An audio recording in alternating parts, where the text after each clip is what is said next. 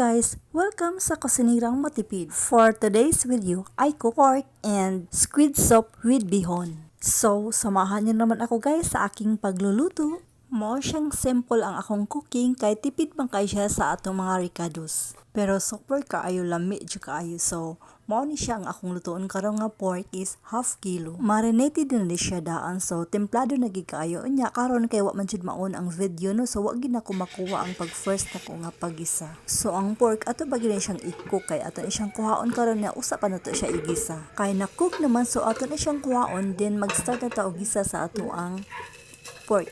Kining akong gi-share kada adlaw no, so ang daily cooking nila mo sa among pang adlaw-adlaw na to ang atong pagkaon ba. So ako lang siyang i-share kay as a creator, mao lang siya akong i-share kay wala pa mo ko lang video, so kini siyang simple nga cooking na ko pero lami kay ang wala sad makakuan ba nga less ra di kag mga ricados din lami po kay siya. Mao ni siyang ingon ani gid for me akong recipe kay ako good ug mopalit ko og karne dili man ko mopili anang naitaba, so puro gi siya unod no.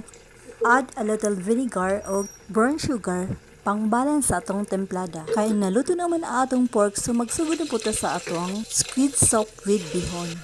Kini siyang squid, lapit man po siya himaong natong soup. Basta sakto lang ang atong templa. So mag-add ani og cubes. So mao ni siya nagpada og kalami sa atong templada kay soup man ang atong luto karon. So ibutang na nato ang atong squid kay ato man siyang gikuha aron dili siya ma-overcook. Og naluto na gid ang atong squid soup with bihon. Og ang pork nga atong giuna, so mao ni siya karon no. Pork and squid soup with bihon. So mao ni siya karon ang akong naluto. So hain na and ready to serve. Let's eat. At yun na lang. Thank you for watching. Bye bye and have a nice day. And kita-kits tayo on my next upload.